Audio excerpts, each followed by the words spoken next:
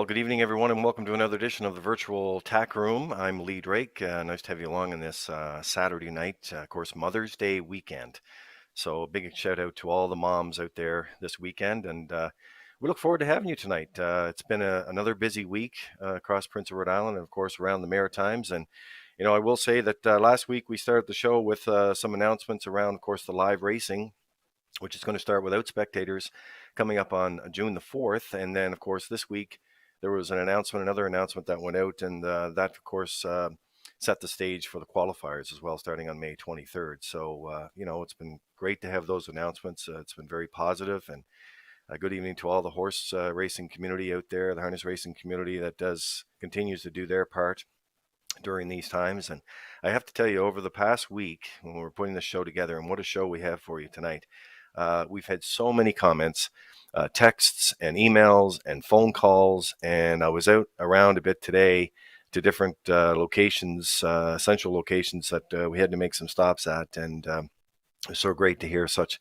great feedback on the virtual Tack Room. So we do appreciate that for sure. Now, the show tonight, well, it's brought to you by TTK Construction, and talked to Wade McDonald earlier this week, and without absolutely no hesitation, want to be involved with the virtual Tack Room. So we really do appreciate that, and we get the show graphics coming up there with the sponsor as well. And Wade does a lot of work, of course, and his family in the harness racing business, and so it's nice to have his corporate family involved here tonight on the virtual Tack Room. Quite a show we have lined up for you tonight. Phil Pinkney's on the show, Jody Hennessey's on the show, and Ken Murphy's on the show. And we're going to take you back with some great videos, some photos from over the years, and really what happens in Tack Rooms all around the Maritimes and clearly all around North America, as you know.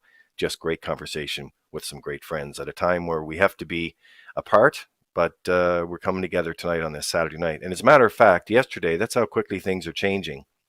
Yesterday, with the announcement from the public health office as well, and the province and the government's doing such a great job. But that announcement yesterday, late in the afternoon, where they relaxed some of those, where some family members or 5 people could come in to get a little closer, if you will, in terms of visitation, but still doing the social distancing and all those kind of things. So, there's some positive coming there too. So we want to recognize that. Let's bring in my hosts tonight. Always a pleasure to work with them.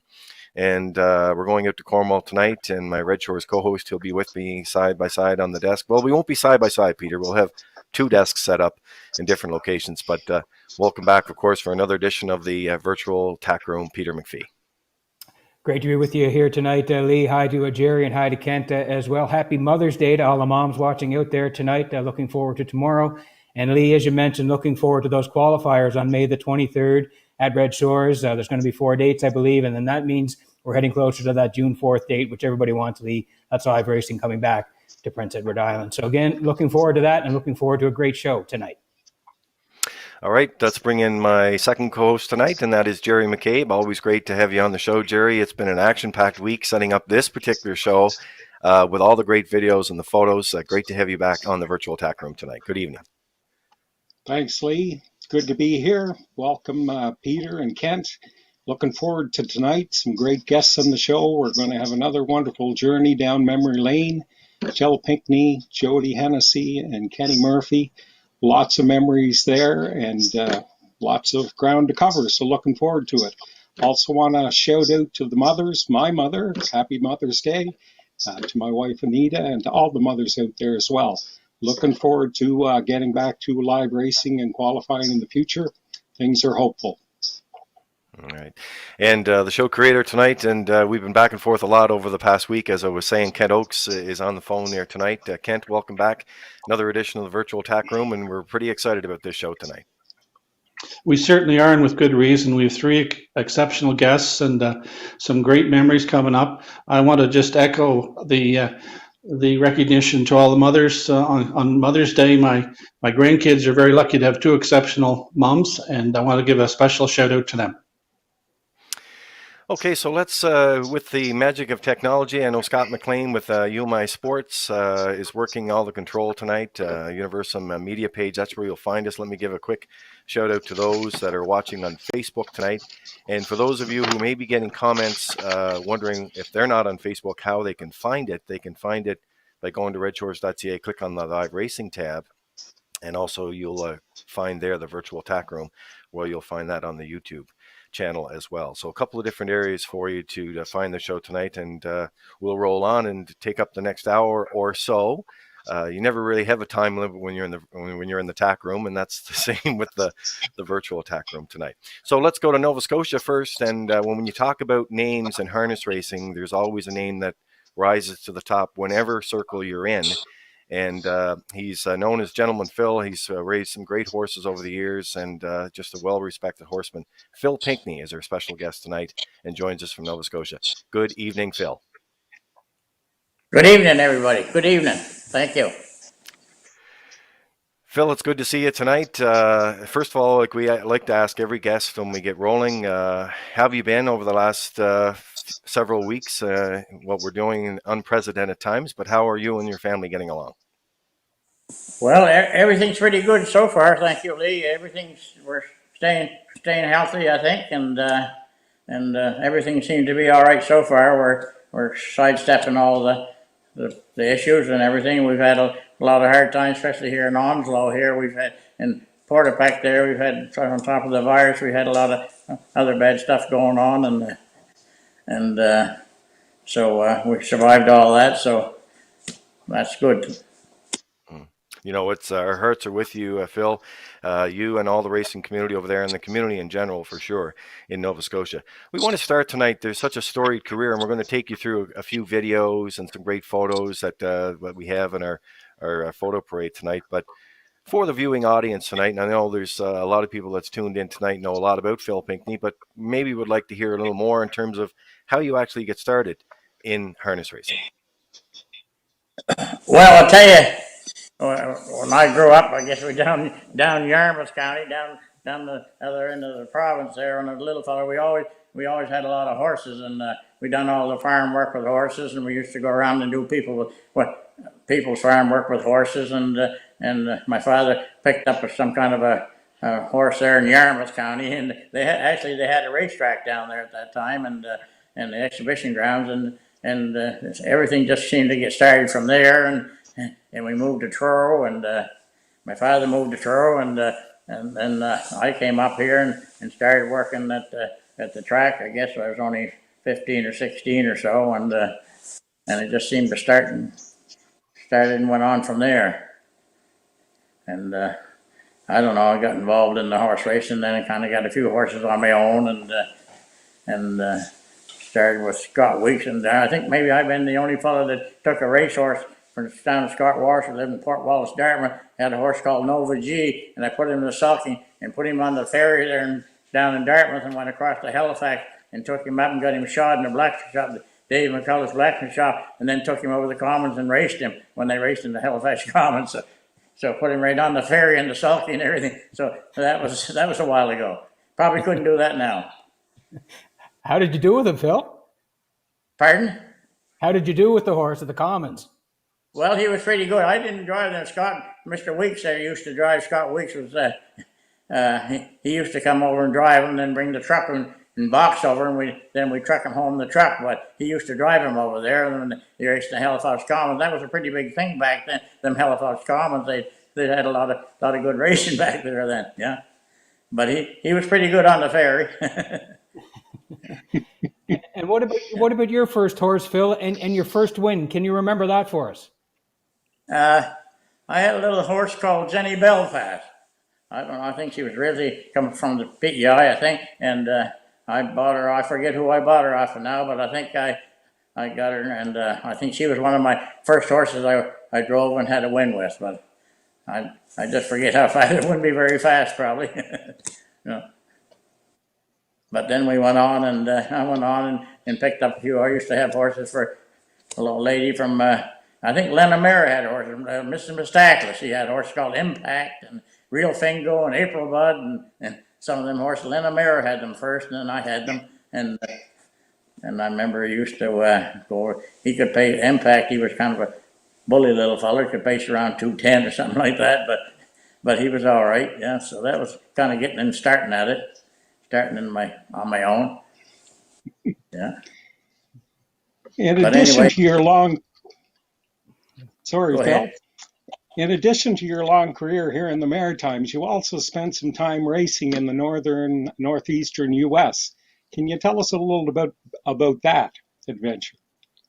Yeah, I raced a lot in Foxborough and Rockingham and I went to Saratoga and Vernon Downs and them tracks I raced at Saratoga and Vernon raced in Vernon and I guess I had a little horse called Captain Connie. There was always a story about him. I shipped him down.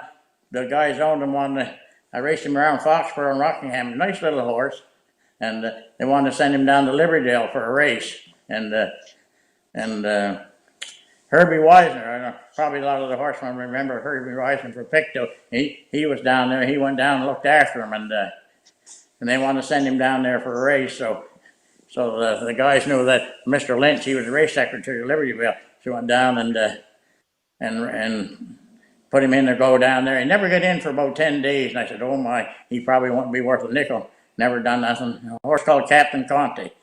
And so anyway, they picked me up at the airport there at Rockingham and drove into Boston. Then we flew into Newark, and then they took a car and Liberty Bell. So I had to go and get all my license. And one of the owners came up with a newspaper, and it's Captain Connie, very impressive on his line, but who's Phil Pinkney? so they had and I looked at the program, and there was a couple of dancers in there and some fillions, and I said, oh my heaven, I'm a little out of my league here. So one of the owners, Big Gene Cashin, he said, you know, they race a little different here, Phil. They're pretty aggressive. But anyway, we come out of there with a win. So he beat them anyway. So we was pretty good. So I had to fly me back into Rockingham Park that night by a private airplane. So it was quite a show, yeah. But anyway, they said a lot of the guys blamed me around and said, well, I had to leave town in the middle of the night, so they was coming after me with the guns. But that wasn't the case, because the guys that owned them, they flew in from New York by private plane to fly in down there. Then they had to fly me back. But but that's the time they used to have the sale there at Liberty Bell, the horse sale, and Donald Rankin and all them guys were there, and they'd call me to the race office the next morning, so they figured they was going to hang. But they wanted that horse to race in another class the next week, but we didn't know at the time, so we had to get him home. So it was good. He was a nice little horse. Yeah. So I went to race at Liberty Bell. They went ahead there, yeah. Yeah. Phil, it's Kent here. When we were chatting earlier today, Phil, you mentioned that Dale had put together a list of some of the exceptional horses that have been developed at your farm and training center there. And would you mind just going through some of those again? And like the earnings amount that you calculated up, or you and Dale calculated up, is just amazing, of the horses that come out of your training center there. Yeah, when I had to kind of go, Dale wrote the whole list, and I had the paper up home, and I put it in my pocket, and I haven't got it, but I can remember most of them. But it was exceptional. I think they won. I don't know how much money them horses went on to make, but I didn't get to race them. Thank goodness. I guess they probably wouldn't have made that much money. But no, we had a lot of nice horses went through there. We had like Rumpus Hanover, Beeler Hanover, Blessed Spring. I had Ballard Hanover, and we had Mark Jonathan. General's Gate from White Curry there in PEI, and I don't know, I had Who's to Care, Who's to Bless, and I don't know, a number of good horses. And I think Mark Jonathan, he made 800,000 or 900,000. Well, you know what Rumpus Hanover was, and I think we had Out to Score for Ian Smith. We had quite a few horses for Ian Smith. Was one of, and you know, when you have them good horses, you have to have great owners, right? And I was pretty fortunate to have good owners. But we had Ian Smith. He's one of the best horse owners there in Canada or anywhere. He's a great guy, and I had Mr. Dave Fillmore, good family, good owners, like, you know. So if you good owners, you come out. And I had Jerry Block from Montreal at that time.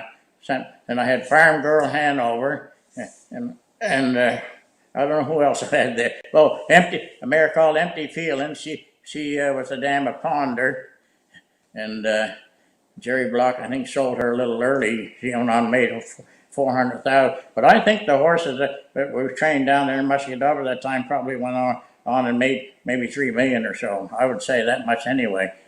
and I never really kept track of it. But I know Rumpus, he must have made 800,000 or 900,000, and Beeler and all them was nice little horses. Ballard Hanover, and I don't know how many horses we had there. It was awful nice horses, and it's quite an honor to have them, to be able to train them kind. But I used to just probably train them. And Mark Johns, he was kind of one of them that Jerry Block bought him as a yearling for Wingland at 10,000, and he was kind of a big, lanky, growthy colt. And I trained him down to 17. He had one ankle. It looked a little iffy on me, so I just quit with him for a while. And then I picked him up early and brought him back, trained him in 210, and sent him to Montreal to Raz McKenzie, I think. And he went on. And Jerry always said, well, he said, if you hadn't had him down there and given him time off, he probably wouldn't turn out to be the horse he was. And he was second in the North American Cup, and he went on and raced really well. Yeah. So we had a lot of nice horses there, and I can go list them. I don't know how many of them. Yeah, we had a whack of them. Phil, very impressive summary for sure, and I know it's hard when you're on a show like this too. That all the horses come to mind for sure. But before we get to a video of a race, I want to ask you about who are the people you admired and influenced you when you started out in your career. Well, I'll tell you, when I was at Truro when I first started there, Johnny Conroy, he was a real horseman, right? He could train a horse and drive a horse, and he could do everything. He could do everything that I wished I could have done, right? He could train a horse, and if you had a horse went in his barn in the fall that was run down thin, when it come out in the spring, he would be just something fat and shiny.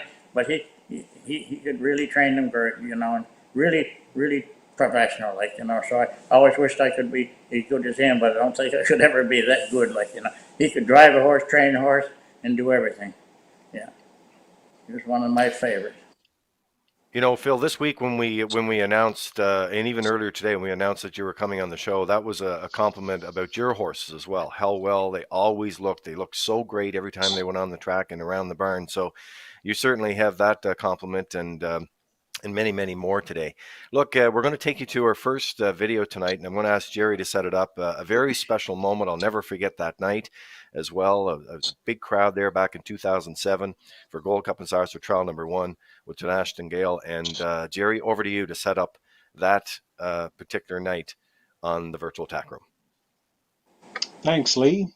Just a quick review of Ashton Gale's great maritime career. He was purchased for $16,000 in the fall of 2002 by the team of David Fillmore and his son Mitchell and their partner Jason Mullen, given to Phil Pinkney to train and drive. He was dominant as a 2- and 3-year-old, making over $110,000 in the Maritimes and winning 23 of 26 starts as 2 and 3. As an age pacer from 2005 to 2007, he won virtually every major maritime free-for-all. In 2006, he set the track record in Truro, 153 and 2, winning the Nova Scotia Provincial Exhibition Pace, and made his second appearance in the Gold Cup Trials that year, where he finished third, advanced to the finals, finished seventh that year in the finals. But he came back the next year, his third appearance in the Gold Cup Trials in 2007, and became a rare maritime bred to win a Gold Cup trial, especially in the age of the open class of Gold Cup trials when horses from all over North America were coming to compete. He took his lifetime record in that night, winning in 153 and 1 against a real top-notch field, including trial winner from the previous year, Tough Luck, was among that field. Presidential Kid, a horse that was coming in from Ontario, had won the month before for Anthony McDonald in 150 and 4. And Paul McKenzie had a horse called J.K. Big Shot. He was second in that race to Anthony's horse. Mary Matt Hanover, who went on to win our race in 2 Gold Cup and Saucers and take a record of 49 and 4, was also in that field. This island-bred pacer was one of the best ever in the region. He made over $215,000 lifetime, winning 48 of 81 starts. And every one of us starts in the Maritimes, but his last lifetime start where he raced once at Woodbine in the fall of November of 2008 before he was retired. Just a phenomenal horse, year in, year out, 3-time Atlantic Canadian Horse of the Year. And compliments to Phil and his connections for keeping him so good so long. Well, Phil, I just want to ask you, Phil, he's one of my favorite horses of all time. And that night that he won that trial, Lee and I were working the desk. I don't know if I've heard the crowd louder at the CDP since I've been working there, and I've been doing it for 15 years, Phil. So I'd like to know your thoughts going into that race. That night he won the trial. What were your thoughts heading into the race? I don't know. I was just hoping that we could put on a good show, and he seemed good. He seemed good that year, and he just was, he was just a good horse, like, and I was hoping that we could get a good trip and put on a good showing, like, it's pretty tough when you race with them kind of horses, but anyway, we ended up, I think we had things worked out good. We had a really good trip in that race, maybe a second over trip or third over trip. And when I moved him out, he kind of just blew by them, and he seemed to be really sharp and good. And I'll never forget I think that he come back to the winter circle. We got a standing ovation there, and I couldn't, it was quite a thrill, really. And I was so happy for the owners because they're such nice people and put a lot of effort in it, and it was a great race. Phil, did you know as a 2-year-old he was going to be that dominant in the Maritimes? Well, when I first started training him out, he didn't train all that good. No, he never trained that good. It's a funny thing. I've had 2 or 3 horses like that till I got him down to 1:20, a few trips in 20 and 18 like that, and then he seemed to take right off. And I remember before I trained him right down, and I went a mile in 2:3, I think, or something like that. And I remember Dale, young player, told me, what do you train that horse like that for? And I said, he was just good. Like, he just trained. But down to 2:20, he wasn't very impressive. Like, I said, jumping, I just can't seem to get him right. But he just was nothing wrong. He just needed to get strengthened up, muscled up and everything. And I remember one of the stake races there in Truro, maybe second lifetime start in Truro. I think Hilliard Gray's had a good colt there, and Kenny Arsenal had one C1 Romeo for Doug Hill. And they kind of got in a little bit front end battle. And at the half, I was off 15 lengths, and he won by 15. So that was pretty impressive, I thought. Yeah, mile 59 or something like that, or 2 minutes. I thought that was a pretty impressive trip. Yeah, yeah. He turned out to be quite a little pony. Yeah.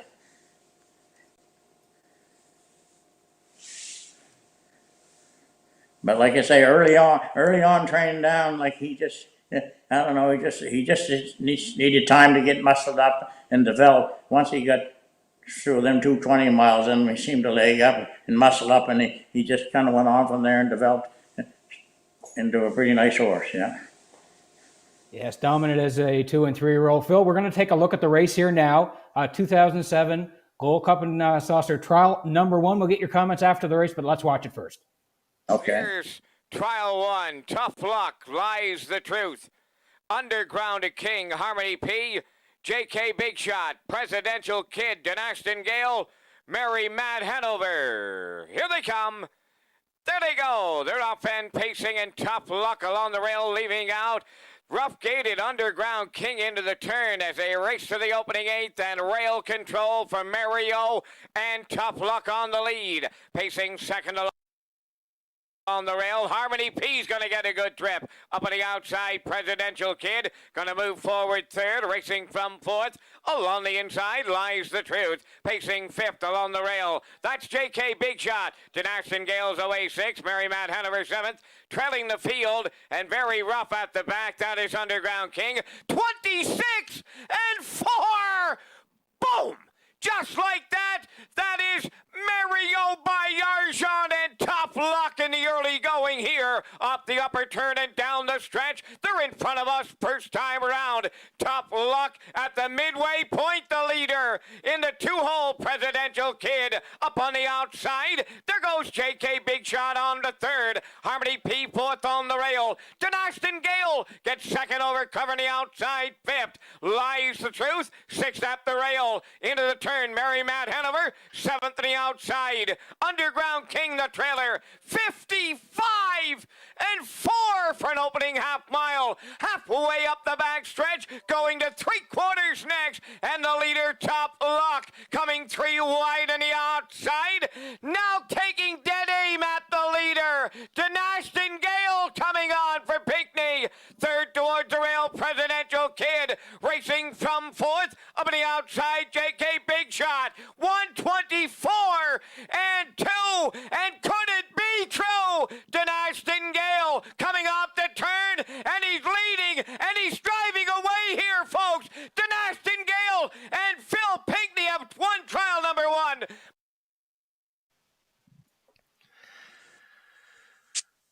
Well, there you have it right there. And, well, we talked about the crowd that night, Phil, and you could see right there in that video shot, that angle through Universum there that night, the people that were cheering and clapping as you came through the stretch for that win. That was very, very special. Ken Oakes, you were there that night, and I know that's one of your special races that you like to talk about, something that really stands out for you.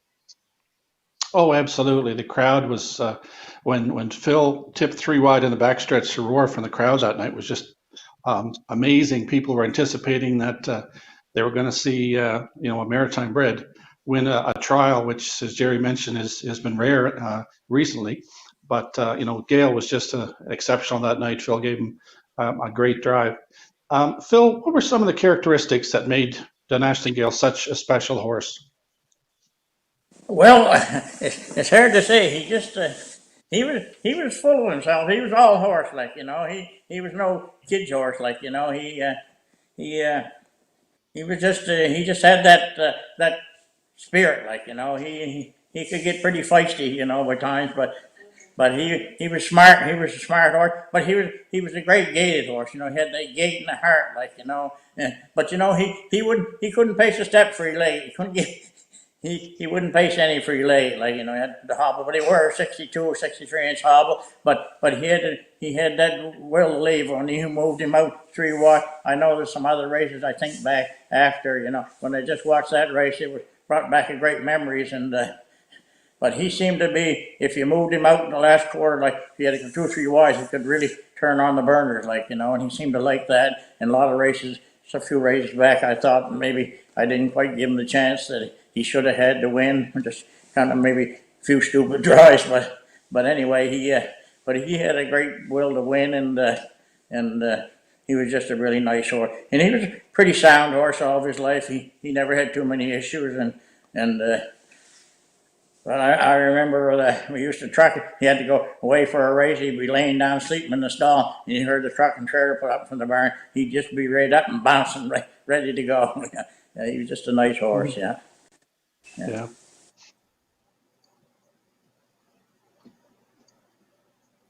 That race that brought back, that was nice to see that again, because he had a really nice trip that race, and the race worked out pretty well for him, and he raced really good. And there was horses in there that wasn't too bad either, were they? No, for sure. There's a great winner's circle shot, Phil, and as you say, memories that last a lifetime, no doubt about that. And everybody back in the winner's circle, and you said already how happy you were for the owners and all the connections that night. And yeah, it was certainly a special moment for sure. We're going to take you to, I can say, probably one of the most special moments that I'll never forget in terms of Gold Cup and Saucers was when we go back to 1986. And some would describe as probably one of the best stretch duels ever in the Gold Cup. And you were part of it. And before we get to that special night, back over to Jerry McCabe to take us down memory lane all the way to 86, Jerry. Thanks, Lee. We're talking about Rev Your Engine and his win in the 1986 Gold Cup, but we'll set it up a little bit. He was another one of those fantastic colts that came out of Phil and Son Dale's operation in Musquodoboit. In 1985, as a 2-year-old, that Happy Motoring colt paced the first 2-minute mile in the Maritimes by a 2-year-old, winning in 59 and 3 over Champlain Raceway. He followed that up the following week with a maritime record at 2 minutes and 2/5 win over Sackville Downs, half-mile track record. After that, he was shipped down to the U.S., where he raced for the fall and the spring of 1986 before he came back home to join the Maritime Free-for-All circuit. After a couple of finishes back in the Alexander Memorial, I think in his first start, by the time July was rolling around, he won the Dairy Queen Invitational at Truro, their feature race just during their Grand Circuit week, in 59 flat, beating a good field. And heading into the Gold Cup trials, he and Angel Shadow were two of the pre-race favorites coming into the race that year. Rev Your Engine and Phil won the first trial in 59-2. Marcel Barrio and Angel Shadow took the second trial, just a tick slower in 59-3. Mike McDonald finished second in both of those races. He ended up choosing Cruise Captain to advance to the Gold Cup final. At that time, stable entries weren't allowed in the Gold Cup, so his second entry, Best at Hanover, was relegated to the Friday night consolation. Some of the others in that race included two maritime-bred pacers, Joe making his third appearance, Ronnie Gass's first drive that year. Gemini Risk was also back for a third time with driver Steve Mahar. Good Advice for Bobby Craig, Bobby Craig's first appearance in the Gold Cup. Damage Control was another island-owned pacer for Paul McDonald, and Jody Hennessey, who had won the Governor's Plate the month previous with winner's accolade. That horse was on the shelf. Jody ended up driving Burner's Delight for Big John Davies. It was a $12,500 purse that year, and what a fantastic race. Despite the weather, it rained all evening. It wasn't a very nice night for racing, but a lot of people will still tell you it's one of their most memorable and favorite Gold Cup and Saucers. A week later, Rev Your Engine made his final maritime appearance. He won the $5,000 Dieppe Classic, took his lifetime record of 156-2. After that, he headed up country. He ended up with lifetime earnings around $123,000 in his career. He was owned by the Palatine Farms of New York, the second American owners to ever win the Gold Cup and Saucer. Phil, could you tell us how you ended up getting Rev Your Engine and kind of what he was like as a racehorse? We went to Harrisburg. I don't know if that's the year I was thinking, maybe I told your story a little early. Bob Francello that owned in the Palatine farm, but anyway, we went to the Harrisburg sale. But he had a horse called Nero marked down the catalog to buy, right? One of his favorites to buy. So anyway, something happened. He was a lawyer there in New York. He couldn't make it, so we missed him. He went for $20,000, but he went on to be a world champion. But I don't know if that's the same year we bought Rev Your Engine. It might have been the next year, but we bought him, and I think we paid $30,000.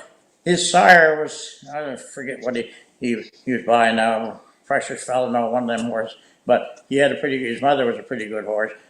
But you know, when we brought him home, he was just one of them colts that he was a nice looking, big, strong black colt, and he just a matter of breaking him and training him and racing him. He never had no issues as a 2-year-old, and he just was one of the awful nice man, horse, and done everything good. And he was in a New Jersey Sire State, Garden State Raceway, so they wanted to send him up there, so we took him up and raced him in the garden as a 2-year-old, and he I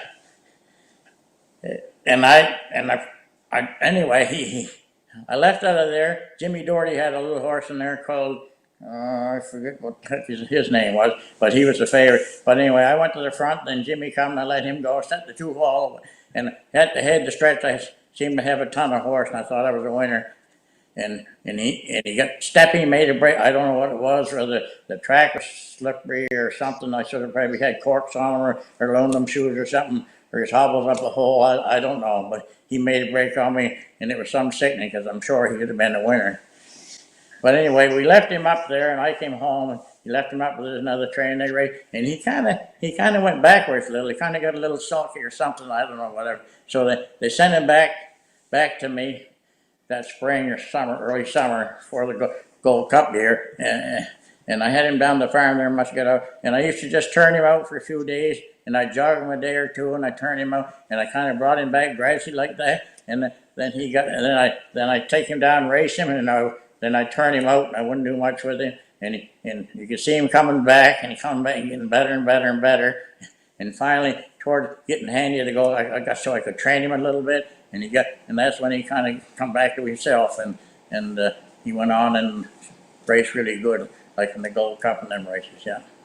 So he was just a really nice, sound horse, good horse, good manner. Could just do anything in the world with him, yeah. Great horse. Phil, we're going to take a look at the race in '86, but just heading into the race, you left 8 and Angel Shadow left the rail. You sat at the back and then made that big move. Did you think it would be a stretch drive duel at the end of it?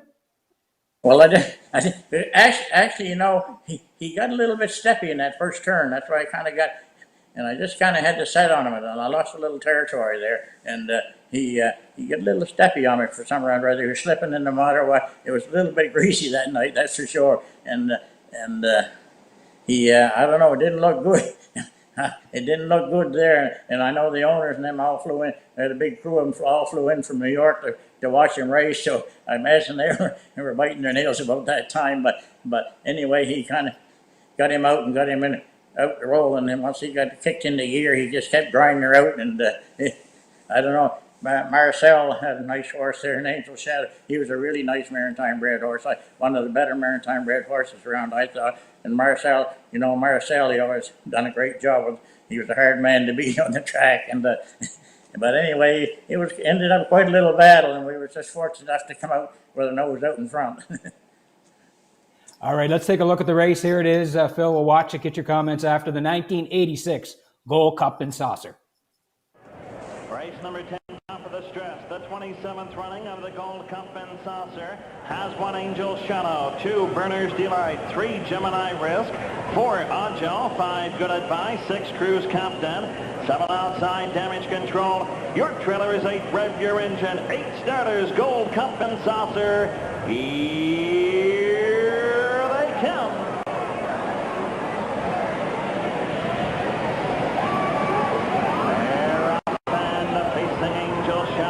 Like Gemini Risk there, 5 wide as they race into the first turn.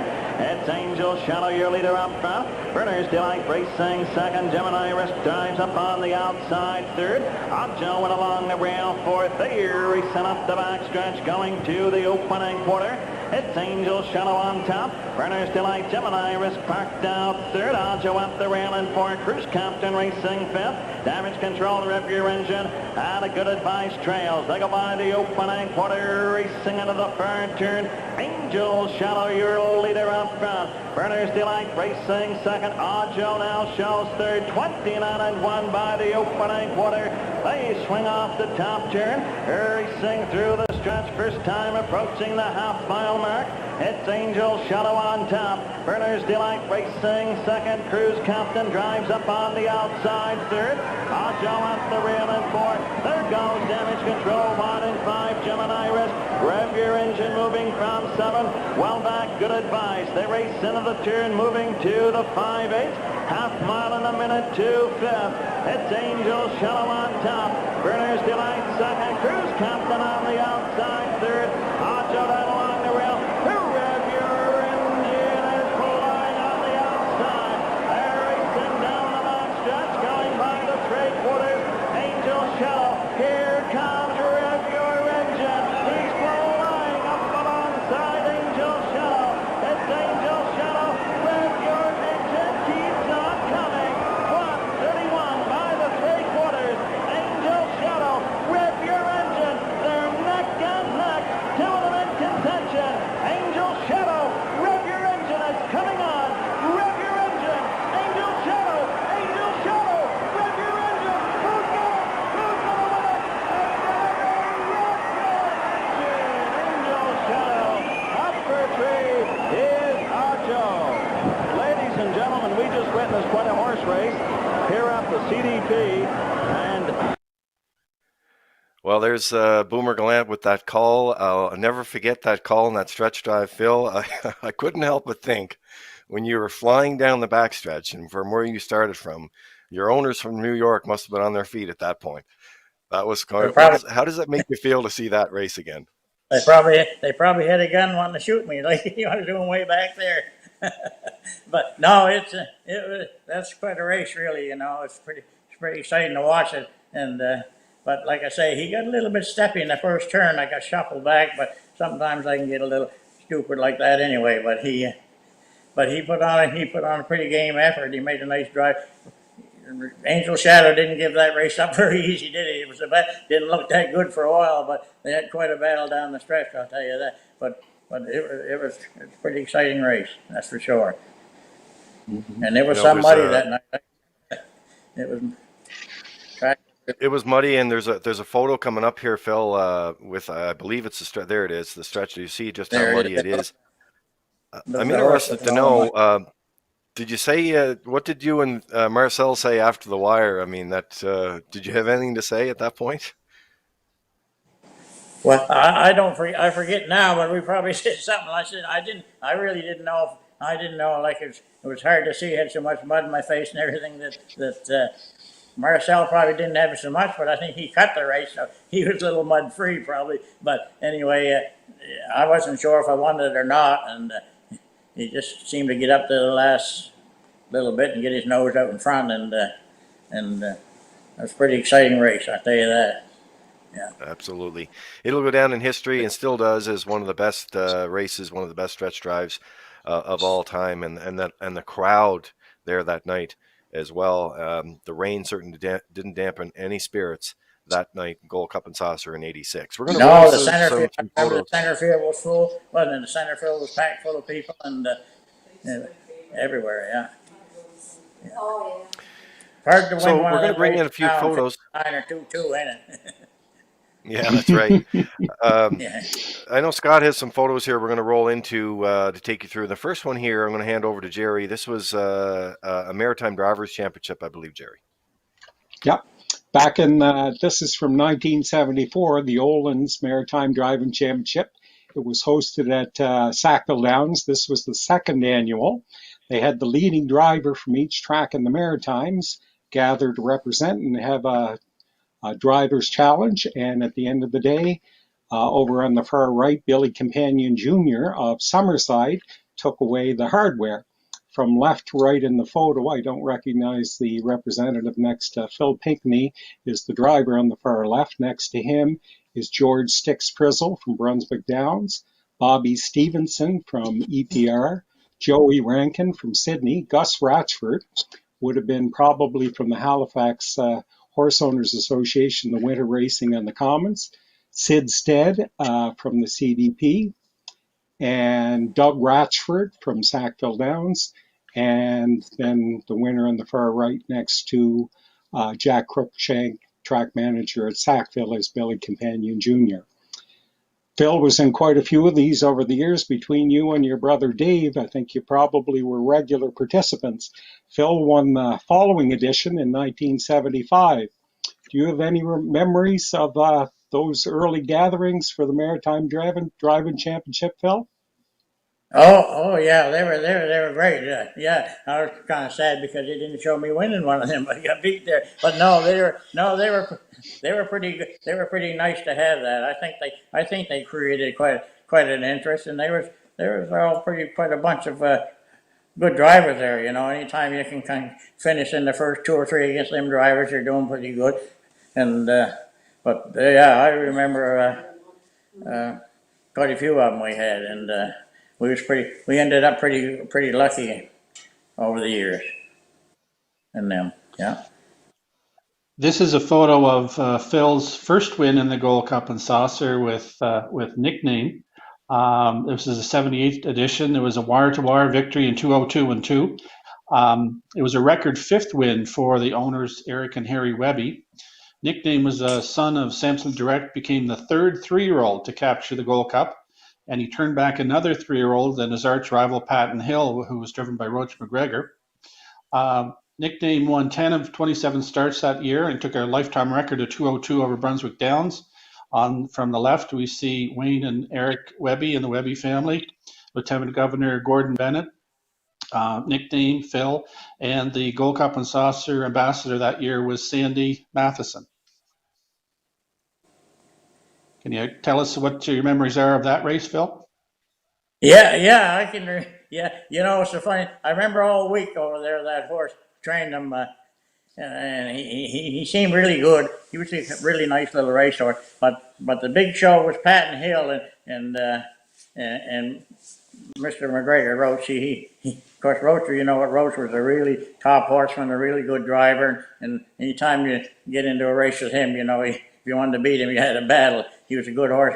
But I remember the television crew, they was all there all week taking pictures of Patton Hill. Everything was Patton Hill. And I said, you know, jumping, we don't got much shot here. But anyway, it was their bad luck. I think he made a break leaving. And that kind of done me a big favor. And I think I went right off the front. I think we won it right off the front. But anyway, after the race, I'll never forget, I remember Dan Veal, the news reporter there in the island. He was interviewing us, introducing Mr. Webby, Eric Webby, and he said, what are your thoughts on winning this race? Oh, he said, that's no problem. I knew we was going to win it. Then he looked at me and winked, you know. Eric Webby was always kind of up to something like that, you know. He looked at me and winked, and he said, and Dan Veal, I remember, he kind of looked at him, kind of surprised him saying that. He said, oh yeah, I knew we'd win that. That was kind of funny. Yeah. So our next photo here, Phil, this is Deep Finesse, Atlantic Sire Stakes. This would be over in St. John. What can you tell us about that memory? Oh, Deep Finesse? I'd like to have a barn full just like him. He was just a really nice colt. I bought him off. He was one of the 2 or 3 or 4 I bought off of Donnie Porter and the Finesse Farms there, and he just was. You know, he's another one that trained down. He wasn't worth diddly squat. Trained him down. I said, oh my jumpings. I don't know. He just diddly dally around and do things, and I said, heck it. And they had him qualify. I said, I'm going to fire this colt into qualifying. And he just caught right on fire. I think he won the qualifier or something. And I think he might have been one of the first 2-year-olds in Atlantic Canada to qualify. But he went on. I think he won. I only got beat once that year as a 2-year-old. But a horse that Calvin and I were racing, Inverness made a break in front of me and leaving the gate and run into me and kind of put me out of it. But he still finished second. I think that's the only race he lost as a 2-year-old. But what a nice horse. He just was the nicest mannered horse and not a bit stutty. You could just fire him in the truck and take him anywhere and race him, put him on the gate. He just done everything great. I think he made 85,000 that year as a 2-year-old. And it's probably still a record for a 2-year-old colt, pacing colt, I think. And I went in 56-3 with him in Charlottetown there, maybe a fifth or so off of Astronomical's record at that time. And I ended up selling him that fall to American Interest, and I was kind of kicking my butt ever since. I had a captain to compete around as a 3-year-old around the Maritimes because it's a great show, and it's always a pleasure to race around all the tracks and with a good horse. But he was a really nice horse. Phil, this is Force or Finesse here with you in Charlottetown, and I think it's Keith Driscoll. And is this Paul Angel here, Phil? Do you recognize this in the photo here? That's Paul, yeah. That's Paul. Him and Keith, they were. Keith was a great. My son there, he was great. He can really look after a horse good. And Paul was right there helping. He was there wherever we went. He was right there, and he had a great interest in the horses, and so he continued right on and training. I think he's training 8 or 10 this year, and got some nice young horses there. I've been watching him every day go, and he's doing a pretty good job. And hopefully he learned a little good stuff. I mean, not only the stupid things I've done, but Keith was some supporter for me, and he was a great help to me, and he could really look after. He can really look after the horse good. Yeah. And Keith owned Force for Finesse. We bought him at the sale in Truro, and he was a really nice horse. I'd like to have a couple more just like him. I made the final of the Gold Cup or the Governor's Cup in the Isle with him, and I didn't. He could leave the gate good, and I didn't leave with him in the final. And Astronomical left inside, and I said, "Well, you know how Astronomical's a nice horse. He could leave good." And I said, well, I can't beat him out there. I'll just sit on his back and be darned if he didn't make a break. And all things happen. And Todd Trice was on the outside of me, and he wouldn't give me any room to get out. And I went right up over Astronomical's wheel, and he kind of put me out of the race, and it hurt. He hurt the leg, and I had to give him some time off. But he come back and turned out to be a really nice horse. But he was an awful nice colt, really good colt. Yeah. Well, Phil, we've taken you down a trip down memory lane, and we had the opportunity to show some great races and some great photos of your career. It's just a pleasure to have you on the show tonight. We're so glad that you're able to take the time to join us in the virtual Tack Room, and so we want to thank you for that. Stay safe to you and your family, and we look forward to talking to you again real soon. Well, thank you very much, gentlemen. It's always a pleasure to talk to you guys, and you do a wonderful job, and you deserve a lot of credit. And you're a great inspiration to the harness racing industry, that's for sure. And anything I can do to help, I'd be more than glad to do it. I'm not kind of useless now. I can't do a lot, but anyway, you fellas do a great job. Anytime I can help, let me know. Thank you. Thank you, Phil. Thanks, Phil. All right, gentlemen, Phil Pinkney, one of the greats in harness racing, joining us on the virtual Tack Room tonight. So the show tonight brought to you by TTKA Construction, and we're going to move on to the halfway point here. We still got Ken Murphy coming up in the wings, but I got to tell you, when I was growing up, and as many people will tell you, a name that was always at the top of the standings and a man that was very well respected and still is today is Jody Hennessey. And reached out to him earlier this week, and we were doing our call on Monday and set up the show. And what a pleasure it was to say that we were able to bring him in on the virtual Tack Room tonight. Jody Hennessey, good evening to you, sir. Good evening, Lee. How you doing? Doing just great. It's so great to see you. We want to start off the show tonight, like we ask our guests, how are you and Shelley doing? These are strange times right now, but we want to ask how you and the family are doing. Well, Lee, Shelley and I and our dog Charlie, we're doing great, and starting to stay safe and do what we're asked to do, and everything is great here. We have a lot of great photos coming up tonight, Jody, in the segment. We have some great races that you were a part of, and you were really a part of so many special moments in the sport of harness racing. So we're going to get to those. But first, we have some questions for you before we lead into those great moments down memory lane. And the first one I have for you tonight is what it was like growing up in the Hennessey household. Well, Lee, as you know, we come from a big family. There was 9 of us. We had 5 boys and 4 girls, and it wasn't always real easy for our mother and her father, of course. But anyway, as we go a little older, they used to say, "Here comes the Hennesseys. They look like smelts. They all look alike." But anyway, it was great, Lee, to be around. I was fortunate enough to have some great brothers and sisters, and we all got along. And we were in the race business, and we thought we had something. Jody, And also, Peter, we had great parents. Our father and mother were great people. Very fortunate. Jody, did you always want to be in the harness racing industry? I know you came from a harness racing family, but did you always want to be part of it? By all means, Peter. I never had much school, and I didn't go to school much. It was always the track. I can remember when I was 3 and 4 years old going to the track with my father, and that's the only thing I ever knew was racehorses. I knew nothing else, and I certainly didn't want to go to school. So I was fortunate enough to be able to have a great teacher, and that was what I was going to do for the rest of my time. Jerry here, Jody. Can you talk a little bit about the influence your dad, Joe, was on you and your brothers as a horseman? Oh, my father was a great influence. My father was a great man. My father lived and died horses, and he was a well-respected man, drove a horse well. And my father, everything we done, if we didn't do it the right way, we were soon, he soon bring it up to us. But we were very fortunate that we had a great teacher, and my father was a hard worker, as well as my mother too, to look after us nine. But my father was a real good horseman and was well respected, and he hopefully that he passed it on to us.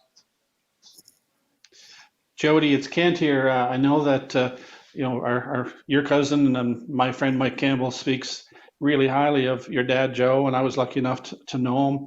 My dad had horses there at one time, and so there was a lot of younger people around the track at that time with Mike. Can you tell us about the experience of being young and being around the track, and what you learned from being around the CDP at that time?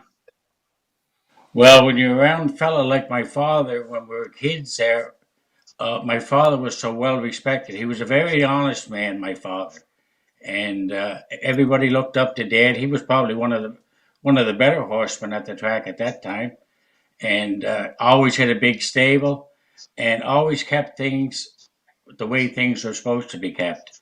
And everybody that knew Dad always and like the boys, of course, we all got around together, Michael and I, and everybody helped Dad, and they all wanted to go to Dad's barn, and we all kind of hung out together. There was quite a group for us there at one time.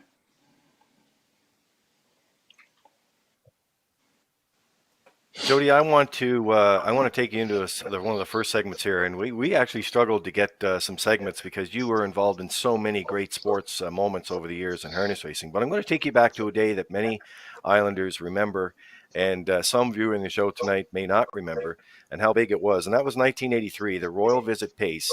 Can you share with us a little bit your feelings about that day, what the build-up was like that day going into that race? Well, I was stabled in St. John at that time, and I had a horse by the name of Glenn Reynolds, which was a real good horse. Soggy Reed had bought him. He was a New Zealand horse, and they were having this big race, the Royal Pace, and it was hyped up. It was for 3 or 4 weeks. Now you could only imagine when the royal family's coming to Prince Edward Island. Now the people that would want to be around to see it, and the race itself, it was quite a feeling to be able to come from St. John and come back to your hometown here with a nice horse like Glenn Reynolds was, and to participate in that kind of a race. And when I come home, I remember taking him off the truck. The crowd of people that was around there during the daytime before the race was unreal. Everybody was trying to get a spot. I don't think they were going to get a spot to see me. It was the Queen, the royal family they wanted to see. But anyway, it was quite a feeling, and it was quite a crowd. Mm-hmm. It would always remind you of the Gold Cup night. Mm-hmm. And Yeah, Lee, certainly. I remember they had it at 6 o'clock. The race was held at 6 o'clock in the evening. It was held early. I remember the Jody, day you well, mentioned and I remember the Go day ahead, Lee. well, and I remember the security that was there, and it was a bit of a windy day as well. But the security and the photo team that were there, because of course you did have Prince Charles and Princess Diana there. So, I mean, they had press from all over the world there that day. They sure did, and the horses and drivers that were in that race put on quite a show. There was you take when you got horses like Wave Or and Winner's Accolade and them kind of horses around, they bring people along the royal family. So it was really a very special evening, and I know the way PEI puts on stuff, it was first class. So Jody, it was you a mentioned you had Glenn great Reynolds. job done by everybody. You had Glenn Reynolds. What did you feel your chances were that day? That was a stellar field. We had just gotten Glenn Reynolds. I didn't know a whole lot about him. He was a nice horse. I had raced him a few times. When you were racing that horse to George Cannon's, you know what he was. And we had Wave or Webby's horse in there. I just thought that if I could get away in a half-decent spot and get a decent trip, I might be handy. I never really expected to win it. But anyway, you never know in a horse race. But we done the best we could. I think third or fourth. I think Winner's Accolade win it. He Well, did, let's go and back to we're Jerry and set up that day. And we have the program page here. Yep, Jerry, you can set up the field for Jody, and then we're going to take back to the race. So here is sure that official can. program. Thanks, Lee. It was a select 7-horse field that was invited to the Royal Visit Pace for a purse of $5,000. It was carded early in the evening, like Jody said. The program started at 6 o'clock, and it was race number 3 in that program on a Tuesday evening, of course, to fit in with the Royal Visit. They were coming to Canada that year, and what a event it turned out to be. There was hopes that they were going to break the 2-minute mile for the first time on PEI. They had done it the race previous in Truro. Winner's Accolade had come in off a 10-race winning streak with him, Doug Walsh driving, the 3-year-old. They met up with Phil Pinkney driving a 3-year-old of Eric and Harry Webby's Wavor, and they paced to a new maritime record, 159 flat. They had quite a long wait for the photo to show those two horses separated by a nose. Wavor was declared the winner. So there was a lot of anticipation coming into this race. Jody's horse, Vicky said, he was fairly new to the region, was bought to be a good horse from New Zealand. He had won his previous start in 2, 1, and 3, so was starting to show some good speed. Mike McDonald flew in from Montreal to drive Paul Darris' Colombo Sealster, free for all-star in the Maritimes, 2-time Gold Cup and Saucer starter. Other starters included on the rail were Waranga Road, a New Zealand bred at a Boyd McDonald's stable, a top-class horse here in the local ranks and a real good front runner. Hugh Baird had LaSalle Lobel. He had won a springtime pacing series in Maine earlier that spring, and so he was a good addition to the field as well. And then on the outside was the local favorite, Bayside Catfish, owned by El Gandino of Muscush, driven that night by Earl Smith. They had won the top class at the CDP the week previous, trained by Earl's father, J. Allen Smith. Princess Di and Prince Charles bought a $2 ticket in Bayside Catfish as their pick in that race. And what a horse race it turned out to be. They raced from the get-go, and the photo at the end, 4 across the track. They didn't get the 2-minute mile, but talk about memories.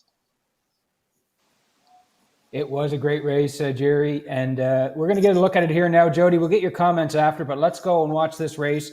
Again, it was 1983, the Royal Visit Pace at the CDP. Race number 3, the 1983 Royal Visit Pace has won Waranga Road, Boyd McDonald, 2, LaSalle Lobel, Hugh Baird, 3, Wavor, Dave Pinkney, 4, Glenn Reynolds, Jody Hennessey, 5, Colombo Sealster, Mike McDonald. The outside 6, Winner's Accolade, Doug Walsh. 1 trailer, 7, Bayside Catfish with Earl Smith. Here they come. They're off, and Glenn Reynolds, Wavor, and Winner's Accolade take them out of there. They race into the turn, on to the 8th. It's Waranga Road with the lead. Wavor drives up on the outside second. Glenn Reynolds, 3 went on the outside third. Bayside Catfish up along the rail fourth. Winner's Accolade up on the outside. They're 4 wide as they race to the opening quarter. It's a Winner's Accolade up on the outside looking for the lead. Waranga Road racing second. Wavor third. Bayside Catfish up along the rail fourth. Glenn Reynolds fifth. They race on by the opening quarter. 29 and 3. It's Winner's Accolade with the lead off the turn for the half. Waranga Road racing second. Bayside Catfish sits third. Wavor racing fourth. Here comes Glenn Reynolds on the outside fifth. And it's Colombo Sealster, LaSalle Lobel trails. They race by the half. Winner's Accolade shows the way. Waranga Road racing second. Bayside Catfish third. Here comes Glenn Reynolds up on the outside. Colombo Sealster wide fifth.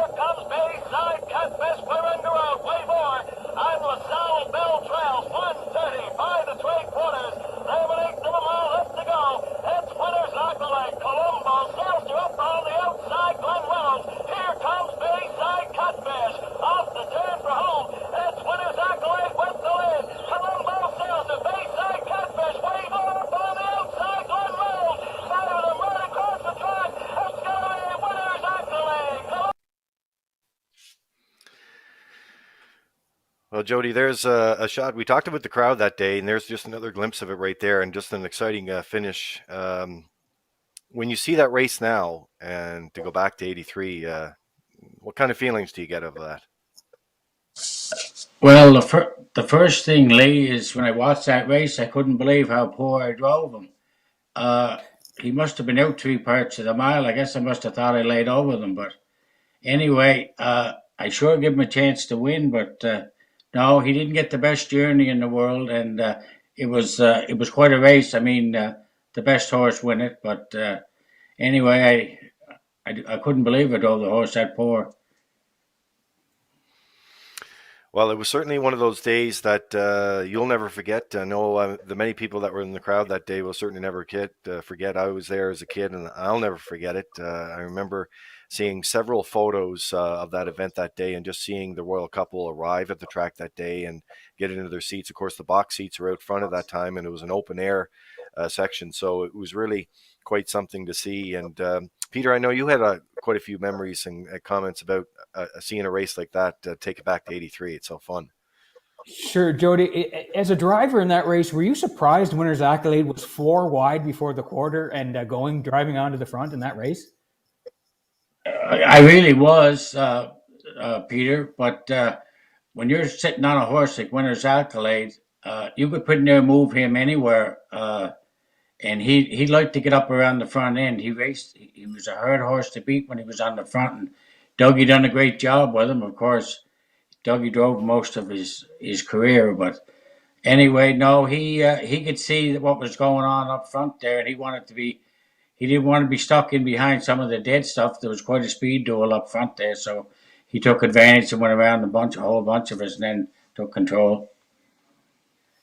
Well, I talked to And I Dougie mentioned Walsh this past Old Home Week, and he said the very same thing. He wanted to control the race.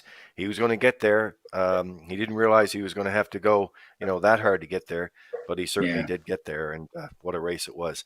Well, 3 years later, Jody, we're going to take you to the Governor's Plate here, and 1986 Winner's Accolade. You'll be driving him, and before we get comments on that, let's take you down memory lane and let Jerry set it up on that day in '86. You got to drive the horse that beat you 3 years later. Winner's Accolade had quite a career, won everything in the Maritimes in 1984 on his way to Horse of the Year honors. 1985 came back with Mike McDonald driving and won the Gold Cup and Saucer. 1986 started off just like old times. He won 9 of his first 10 starts. He was breeding mares, George Canning's farm. He survived a devastating fire where Canning lost a lot of his stock, including top mare Opinions Ray. Jody got to drive him, and they won the $10,000 Alexander Memorial early that summer. But coming into the Governor's Plate that year, he had actually been on a bit of a lull. He got beat his next 4 starts, had different drivers. Jody was put back up for a start in the Governor's Plate. He had to face defending champion Angel Shadow, who we saw in that great duel with Rev Your Engine a little bit earlier in the evening. And the Webbies had another contender that night. It was a 2-year-old miraculous moment for Dave Pinkney driving, who drove Wavor in the Royal Visit Pace a little bit earlier.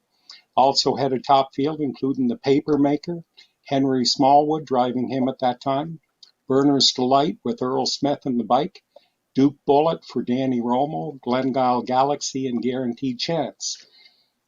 It would later prove it was going to be the last start of the Maritime Pacing Machine's career. But what a way to go out. They won it in track record fashion, lowering the track record for the second time in 2 years. He had won the 1984 edition, first 2-minute mile on PEI with Dougie Walsh. The other thing about it, Jody Hennessey set the track record, a feat that his father had done back in 1963 with Dominion Bird, and his brother Wally had done 2 years previous with Gemini Risk. So quite a thing for 3 family members all to have the track record at Summerside Raceway over the year. And what a way for Winner's Accolade to go out. And it wasn't a very nice night to do it either. It was cool and breezy at the Summerside Driving Park that night. What do you remember about it, Jody, heading into that race? Did you think he could do that? Well, I was fortunate enough that George Hannon had given me 4 drives on that horse, and I had won 3 races previous to the Governor's Plate with him, and I figured that if the race went the way I figured it might go, and I got the front and I got control, I figured that he might be. You don't, you never know the outcome, but I thought that I had a real good shot if I could control the race, and he Okay, proved that let's he was. He was just a real good horse. I mean, winner's accolade when he was on his game. All you had to do, as long as you didn't fall off, he was going to take you home. He could do it all. He didn't matter. You could drive him anywhere you want to drive him. He was just that much the best. He was okay, let's just a take a real look. good horse, and I was fortunate enough that I was able to drive him. Well, let's watch you win in the Governor's Plate here in '86 with winner's accolade. Here's Jody winning that race now. They were at the half in 59-1. Winner's accolade to the 5-8. Up on the outside, Angel's Shadow. Burner's Delight, Glengyle Galaxy. Miraculous Moment moving up wide fifth. They're going on by the 3/4, the pacing machine. Burner's Delight, Angel's Shadow. He comes on for second. The outside, Miraculous Moment. They go by the 3/4, 128-2. On their way to the 7-8. Winner's accolade. He turns it on. Miraculous Moment. Third is Angel's Shadow. And 8 to go. The pacing machine. Winner's accolade. Miraculous Moment. Third, Angel's Shadow. They drive to the wire. Winner's accolade. Jody Hennessey up for second. Miraculous Moment. Angel's Shadow for Well, there it is, Jody. That night, and as Jerry said, a cool night that night in '86 with the Governor's Plate there and winner's accolade. Share with us a little bit now that you had a chance to see that. We picked it up on that video past the half. Your comments once again on that race must have been quite a feeling and a great victory for sure. Well, it was quite a feeling, all right, Lee. And you were talking about the weather that night. It was unbelievable the mile that horse cut out that night. It was blowing a gale. There was chimneys blowing off some of the barns down in the barn area. It was blowing a gale. It was wicked. And I figured if I got the front with him, like I said, if I could get any kind of a breather at all, I thought, but for him to go into that headwind and did what he did in track record time was something special. And it was, as I say, unfortunately, I was going to get to drive him in the Gold Cup, his next race, and he had an unfortunate accident when he backed him off the trailer, and he never got to race again. So it's too bad. He was a wonderful horse. He was a horse that, at the race game, a horse that came, people went to see him, and it was good. It was good for everybody. Good for the fellow that owned him. Good for the guy that was driving him, and it was great for the fans to see a horse like him. Well, Jody, we're going to take a next section here. We're going to take a quick pause. We're going to go into the photo parade here, and then we're going to get you back with some great photos. And so we'll do that next here on the virtual Tack Room. Stand by.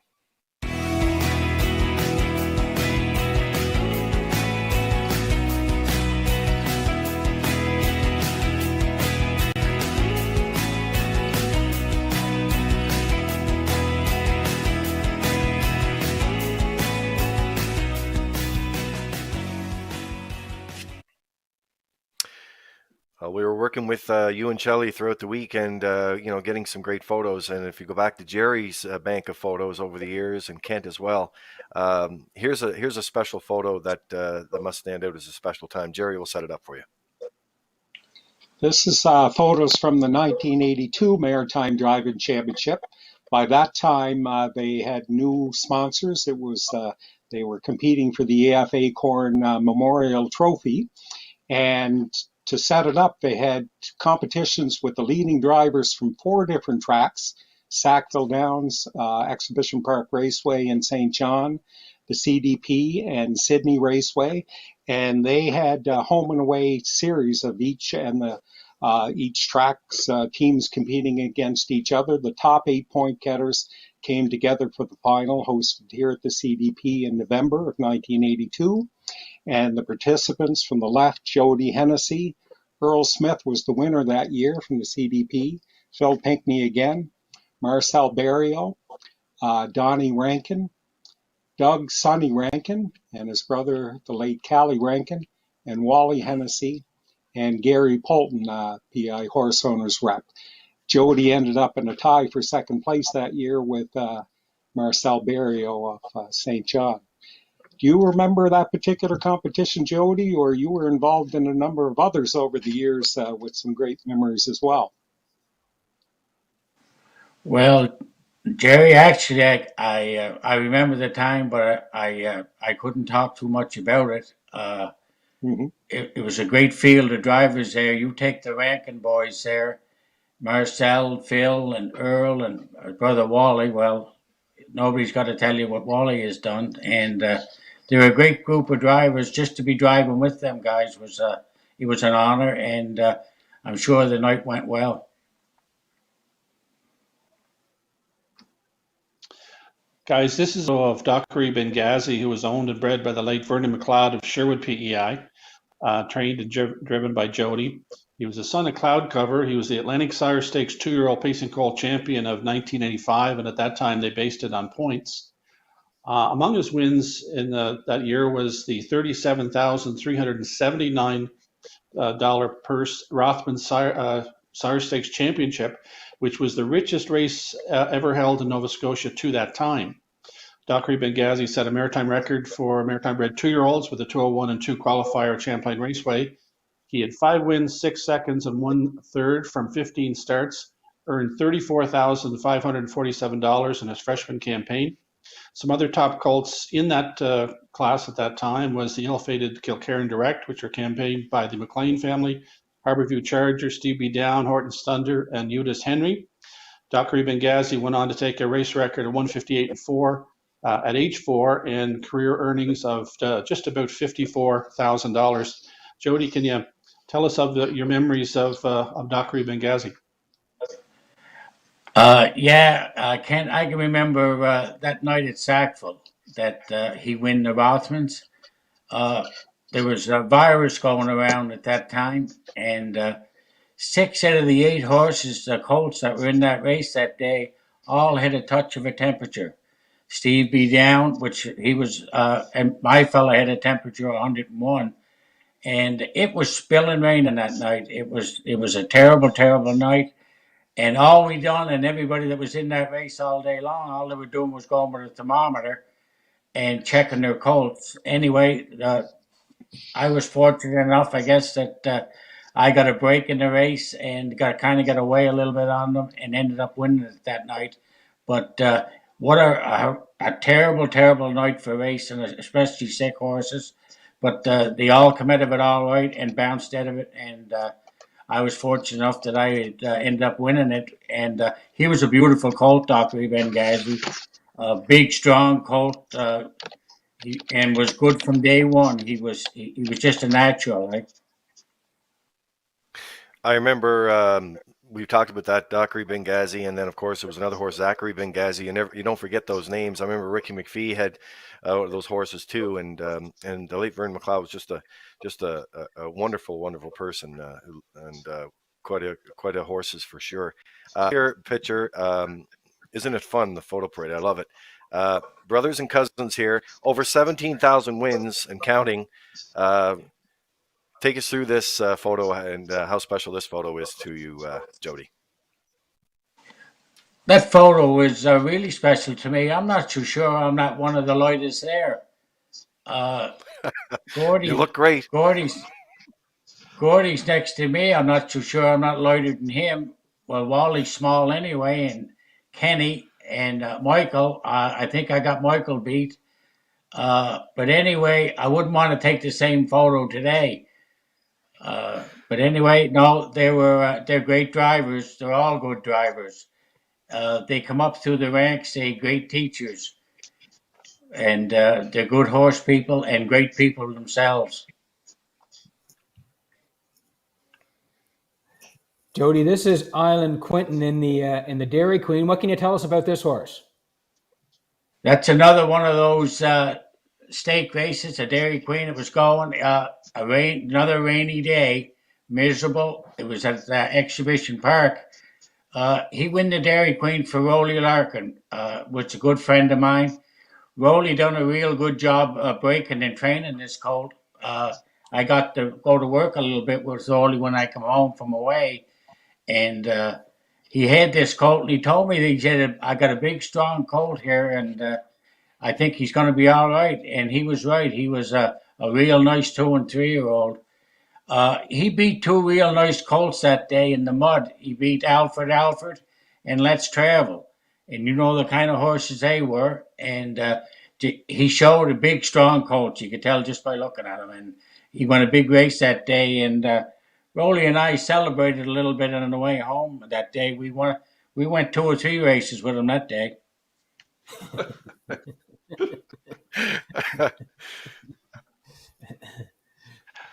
And of course, Jody, this is a shot of yourself, Gordy, your dad, Joe, and Wally.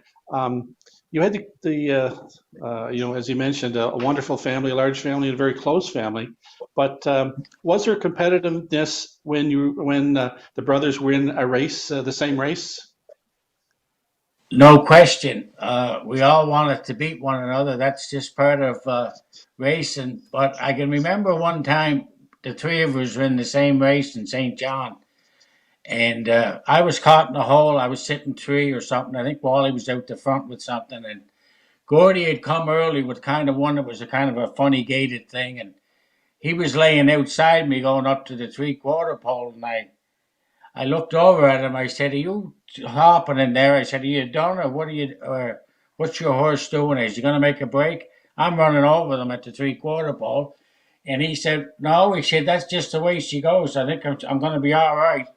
Well, I said, "Jesus, I'm locked in here. I wouldn't mind getting out of here." Anyway, he said, "Well, you're not going to get out for a while." Anyway, we get down around the bottom turn, and I got a little anxious and come out a little bit. Jesus, didn't I put Gordy on the run? And anyway, the judges called him after. I went on to win the race, and the judges called Gordy and said, "Hey, Gordy, was Jody a little close to you there? Did he touch you?" "No," Gordy said, "he was a little foul gated." He said that she made a break on her own. Anyway, the fellow that owned it, the mare, he didn't see it quite that way. He backed the trailer up, and Gordy lost the mare. So that's how competitive we were. He lost his horse over a race that we were in. So that's the way the race game was. We wanted to win regardless. Jody, so many great comments coming through today on our social media feeds. When we posted this earlier today, and everybody that I was talking to leading up to the show, when I said, Jody Hennessey is going to be on the show, they just couldn't wait to see you and get some of those great memories that you've shared with us tonight. It's been absolutely amazing. I want to thank you very much for doing it. And, you still have a lot of influence on a lot of people. And, I will say this. I want to end with this. Your family, especially with you, I remember my dad, Russell, had a horse in St. John when you had your public stable in St. John. We had a horse by the name of First Ramey. We go over to the barn that day. It was a hubbub of action. You had a big stable at the time.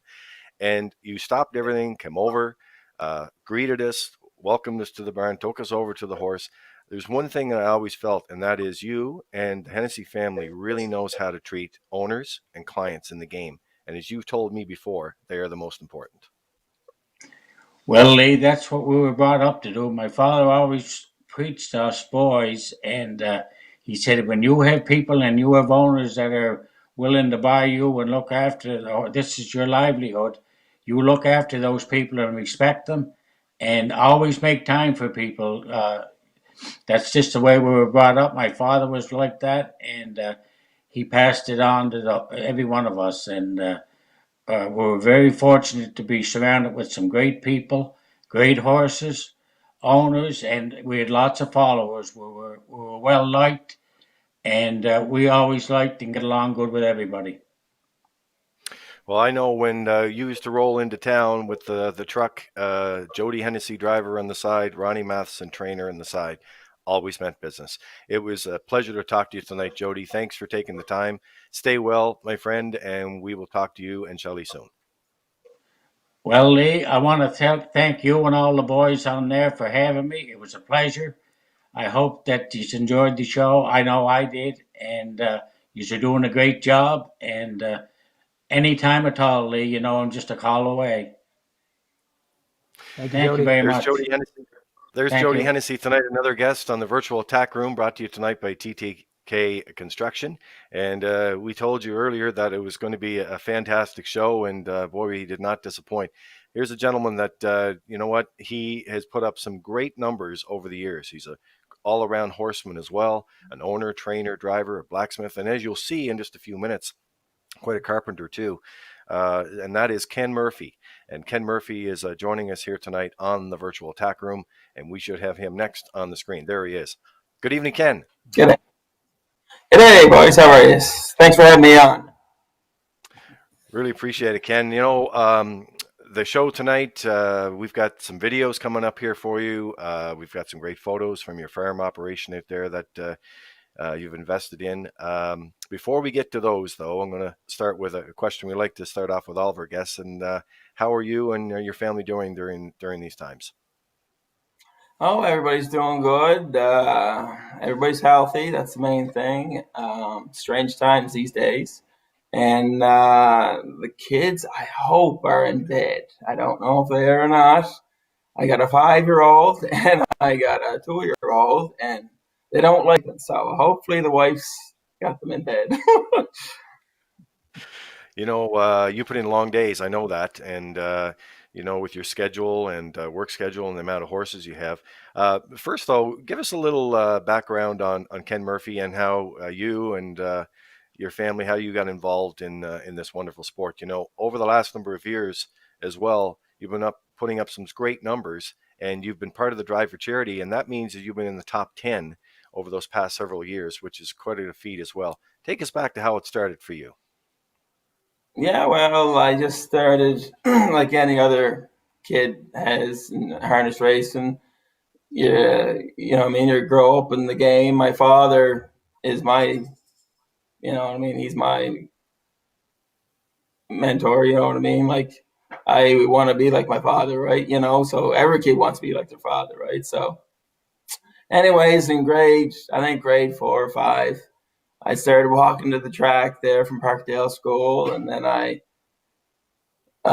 would do my homework first, and then jog the horses and put them away, and learn from your from the ground up. You know what I mean? You're mucking the stalls, you're grooming the horses, then get to jog them and get to train them, and so from early on, like from grade 4 and 5, I'd go to the barn, and then I'd walk from Parkdale School to the track, and then I got to Stone Park, and then I'd walk from Stone Park to the track, and then in high school I got Dad's truck, which was great, so I could drive to the track, and I learned a lot from my father, showing and looking after the horses, and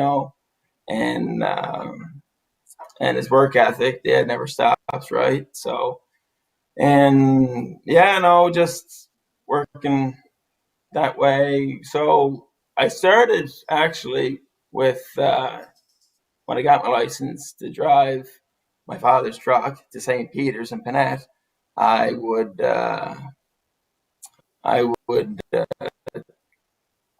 every Sunday I'd go to St. Peter's and pick up a few drivers, and then I'd go to Wednesday nights and go and drive there, and just learn a lot from doing that, right? When you're young and you're doing those things, and Bobby Craig and Bobby McDougall, I used to go shoeing with them when I was in high school, and that, going around in the summertime in the countryside, meeting a lot of people that way. And so when I did that, I when I was 17, 18, I went for my license to drive horses. And yeah, it just, from there on, I just started getting drives. My father gave me a lot of drives, right, from the stable, right? And Boyd White, Clarence Woolridge, his owners were good enough to, put me on their horses, right? And Betty Gregan, I got my first win from Betty Gregan there. BG Sugar Drop was her name. I think it was a blazing 212 trip in 1999. And then, yeah, no, and then I picked two races that to show you. That race there, it was my first win, and Mock in the Sand, I had for Russell Noonan there. I went for 54 with that horse, so I went to the slowest win to the fastest win. So, but yeah, no, it was a lot of it's a lot of fun. I work full time with the city, and between juggling my full time job with the city and horses, like every morning I'd be getting up in the morning, I'd go to the track, and Dad would be there with a coffee. We'd have a coffee. We'd jog the horses. I'd go to work, and then after work, I'd meet up with Dad again, and we'd do some work out at my place, or if I got to shoe a horse or whatever. And I want to take a short moment to thank a lot of people in my life. Like, I got to thank my father, my mother, Eva Murphy, Jill Macbeth, Jenny, my wife, and Troy Cudmore, Mary McNevin, Betty Gregan for just for the kids when I'm either working, shoeing horses, training them, or jogging or driving on the race car, because you go from Thursday night racing, Saturday night, Sunday you're racing in Summerside, and then you're back to work Monday morning. So I've been with my wife, I think, in total 16 years, and I've seen her for probably 6. So, everyone's like that, I guess, when you're busy. So, yeah, it's been busy. Kenny, you mentioned Surrey and St. Peter's and Panette. How important was that for you to learn down there prior to driving at the parimutuel tracks? Oh, it was great, because them old fellows love putting wheels underneath you. You learned pull your holders, and a lot of, geez, like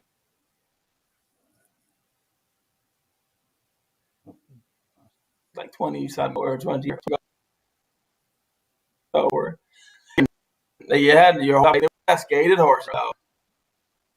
Because they weren't the best gated, they might stick their hose in anytime, right? So, yeah, so it was great, and meeting the people, and it was just a lot of fun. And yeah, because when I went to qualify, I was under the USTA rules at that time, and then I think I qualified like 100 horses because I wasn't old enough to get my license, right? So I think you can qualify when you're 17 or 16. So I just kept qualifying until I was old enough to drive, right? So it was great because I qualified a lot of horses, which was a great experience. Yeah, Kenny, it's Kent here. You mentioned being able to learn from your dad, who's a very much admired horseman, a great worker, and an all-around horse person, and the knowledge that he passed on of shoeing. That must have really helped your career as you catch drive horses, and perhaps make suggestions to some of the trainers and owners to have that background knowledge of shoeing as well as your talent in driving. Yeah, it helps a lot, and it helps a lot too when you have young horses and you can make changes, like real quick. You can just come off the track if you're in between train trips and throw another set of shoes on, right? And away you go. So yeah, it helps, I believe, it's a great tool to know, I'll tell you that, because if you don't know how to put a shoe on a horse, it's tough to try doing things right, So yeah, no, it's a great tool to know. Bobby McDougall, Bobby Craig, my father, Bobby Drake was really, really, really good teacher for me as well, because when I did all my homework in the Tack style at the racetrack, he'd be helping me with my biology homework, and at the same time, he'd be helping me with my shoeing techniques too, right? So, and Jody Hennessey, Jody's wife there, she helped me a lot there in the Tack style, do my homework. So, yeah, everybody knows everybody in the race game. It's a pretty tight knit family. You and your dad, Jerry here, Kenny, you and your dad have developed a number of nice colts and young horses over the years. Can you talk about a couple of your favorites that you were really impressed with and liked to work around? Yeah, no.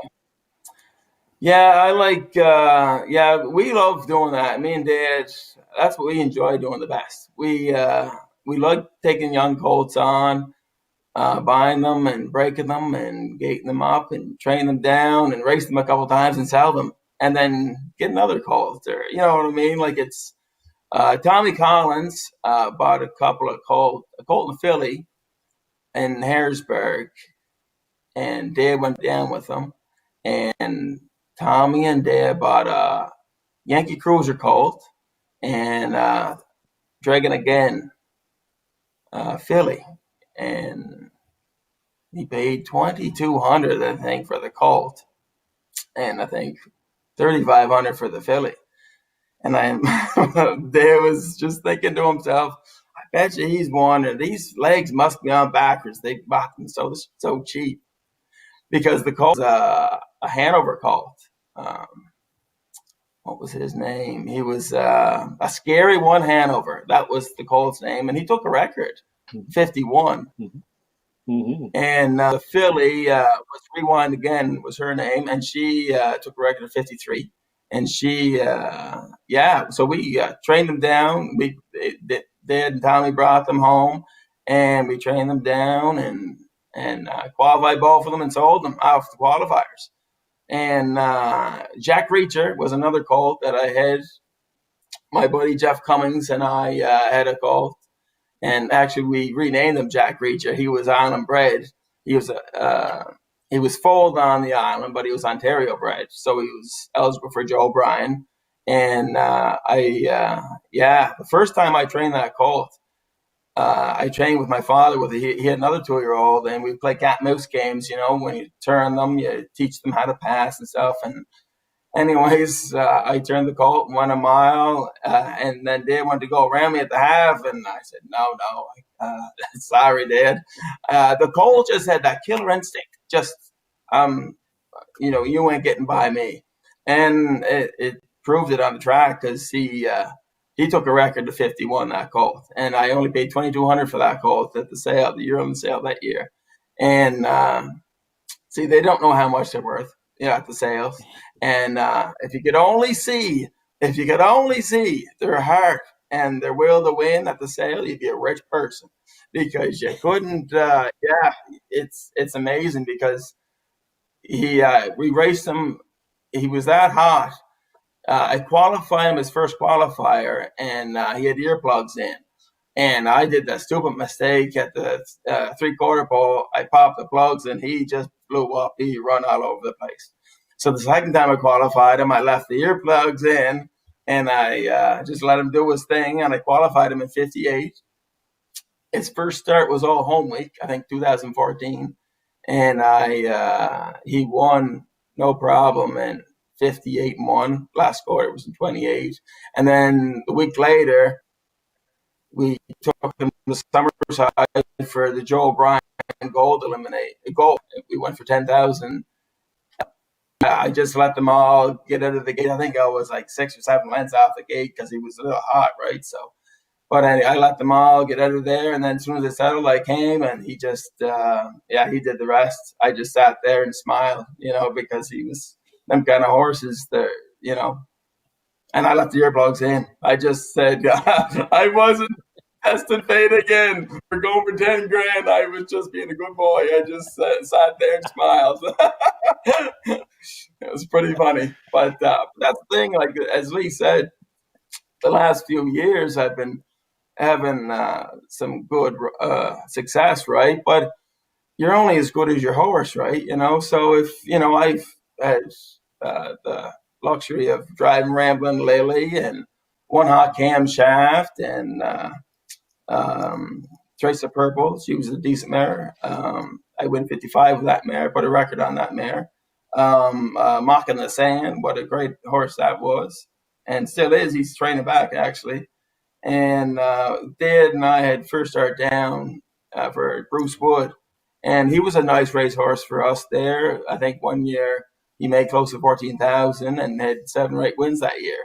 And like them horses there, like all you got to do is keep them out of trouble and pull the right line and smile because they do all the work.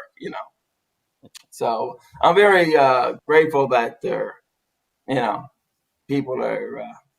We've got good owners and good people that put me on, and yeah, I enjoy it a lot.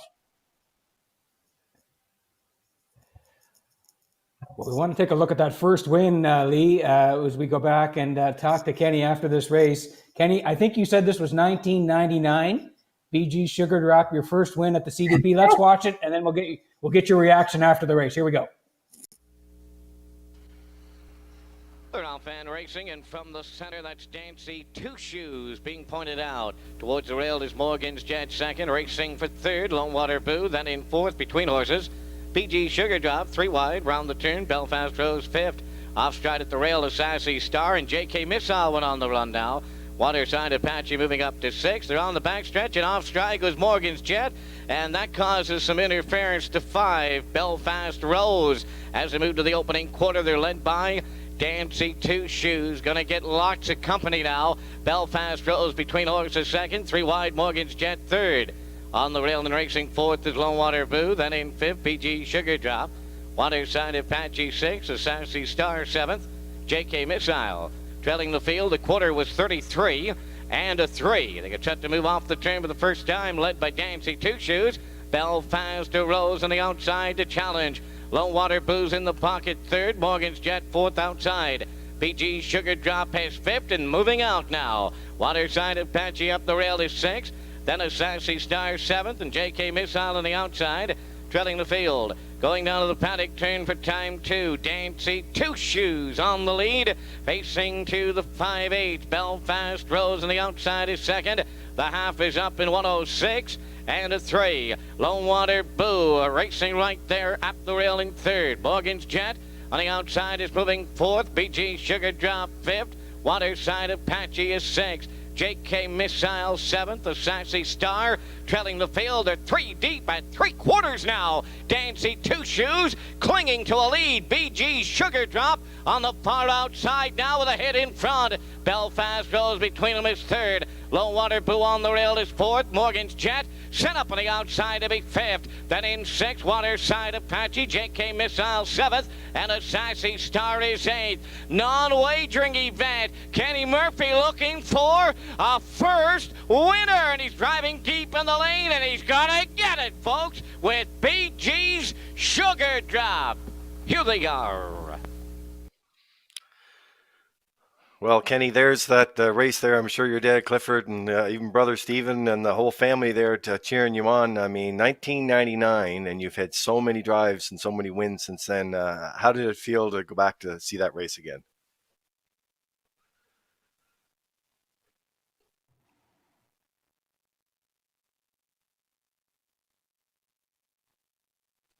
Yeah, that was quite a race. I was just lucky that they didn't.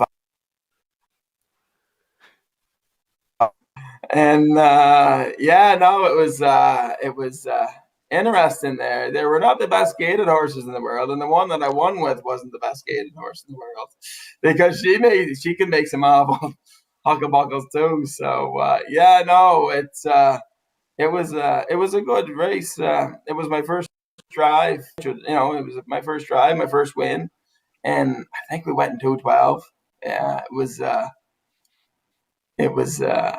quite a thing. And the thing is, if you're going to 212 or 154, win's a win, right? So paycheck's the same. So no, it was praised by Betty Gregan for my whole life. So I've known her since I've been this high, So I've known her for a long time, and I'm only this high now, so You got that great smile, that signature smile of yours, and a lot of pictures. And you were smiling the day that Mock in the Sand and the night back in September of 2018 went in 54-2. And I want to get your comments on that. That I know that's a race that really stands out for you, and a very special horse and some connections. What can you tell us about going into that event that night? And did you think that type of speed? Yeah, he's a nice old horse, that horse. And he's 10 years old, and I think he's 9 or 10 years old there. And, it's quite a feat for a horse to get a record of 54 when they're 10 years old. So, and that was the fastest I've ever been around the oval. And Russell, great fella. I had actually contact last year, Island Breeders racing to last year, Tommy Tack, and great horse for and the Mock in the Sand there.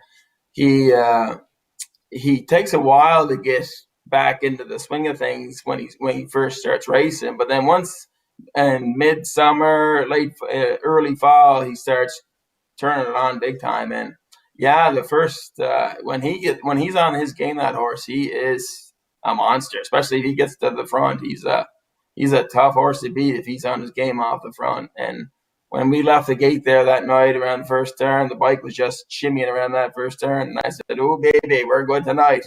Yeah, and you can tell as soon as he gets you right out in the bit, when you're sitting into him and he wants to do it himself, you're laughing. You're just, all you gotta do is sit there and smile. Well, let's take a look at the race here now. Kenny, you're winning with Mock in the Sand here, 54-2, the fastest for Kenny and the fastest for the horse. Let's watch it now. They're up and pacing, Mock in the Sand. Beauty beginning. Mock in the Sand at the rail. The leader, Winter Blast, second. Stars Above from the outside. Third, Red Magician. Into the turn fourth, coming up fifth on the outside. That's Cartoon Daddy. Three Truths got away sixth. The Triller is Rockin' Indy. Mock in the Sand. Serious on the lead for Kenny Murphy. From the outside in a whole heap of trouble. Stars Above caught out. Winter Blast of the rail third. Then in fourth, Red Magician from the outside fifth. Cartoon Daddy. Three Truths is sixth. Trailing the field. Rockin' Indy. Boom! Just like that. 27-3 opener. Mock in the Sand put that one on the board. Kenny Murphy has him on the lead, coming towards the opening half mile. Stars Above out all the way. Second, Blast in the pocket. Third, Cartoon Daddy out all the way on the outside. Fourth, then in fifth at the rail, Red Magician. Three Truths on the outside. Now six, trailing at the rail. Rockin' Indy seventh, opening half mile in 56-2, arriving at 5-8. Mock in the Sand, the leader. Winter Blast reclaiming second. Cartoon Daddy three wide third. Stars Above starting to tire now in the middle. Then at the rail, Red Magician three high is Three Truths. Rockin' Indy trailing. They go by three quarters. Mock in the Sand. Three Truths now on the outside. He's second. Winter Blast of the rail third. Red Magician coming fourth on the outside. 126-3 down at three quarters. Mock in the Sand is still there. Three Truths on the outside. Red Magician. Here's the wire. Here's the winner. Mock in the Sand in line to Kenny Murphy. Second is Three Truths. Red Magician third. 154-2. Wow! And Kenny, when we watched that race there, you said about you met business when you left the gate, but boy, when you guys went down the backstretch there, he sort of kicked into another gear there, didn't he? Yeah, no, he's a nice horse. When he knows when he's off the front, eh? But I tell you what, at the 3/4 pole, when Kenny come hard with that Three Truths, I said, "Oh dear, oh my!" I said, because he was flying, Kenny, around that last turn. Because we come home in 27, and I said, "Oh, jumpins'!" But the old horse, he just said, "No, not tonight. I'm just going to keep on rolling. And the old horse just went on himself and won the race himself. So, he just heard Kenny coming and he just went on his own. You could do whatever on the bike. That last year, I was kind of tapping him and that. I should just sat there because he just, as soon as he heard him, away he went. So I said, yeah, I'll just sit here. Well, we got a lot of great memories over the years, and like I say, you're on top of your game, and to continue to develop some nice horses and win some nice races. But one thing we wanted to show here tonight was how you find the time to do this. I don't know, but one thing that people need to see is the investment that you're making into this game. And we have some photos here of your barn, a beautiful barn and track here. Can you give us a little bit of background on this because it is beautiful? Yeah, a lot of blood, sweat, and tears went into this place. I just want to, shout out to my tough wife that puts up with me all hours of the night, you know what I mean, with the horses and in that barn there, because it takes a lot of work to do that, right? And my father, my brother, Stephen, he did the electrical, and it's lovely and bright. And my father and I, countless nights, we'd be, coming in late at night, working on the barn, and my wife would just say, "Is the Taj Mahal near done, dear?" And I say, "Yeah, she's coming, dear. She's coming." But yeah, no, I love it. It's great. It's just paradise out there. That's Sam Bolger you can see there with the colt. That's the colt that me and Clark and a bunch of us own together. He's a thinking out loud colt. Really, really liked that colt an awful lot. He's got a lot of talent, that colt. And it's us in the farm breaking them out at my place. And the track's awesome. I trained that 2-3 clean finale. I trained her in 2-3 over it, so you can buzz along that track pretty good. And I love the clay track because it's easy on the shoes. And if it's easy on the, it's got to be Colts joints, and it's got to be easier on my back because I don't got to shoe them as much. So yeah, and then that's the old fella there. That's the he was the first one on the track to jog there. So yeah, and the photo before was Clarky Smith, and he owns colt with us, and Clark's out all the time out at the farm, and he's a great help and a great friend, great friend. And there he is there. Yeah, he's holding the colt there. Yeah, that's perfect, guys. That's the Thinking Out Loud colt and Clarky Smith. And yeah, with everyone out there, like with Clark coming out, helping out, and Sam Bolger and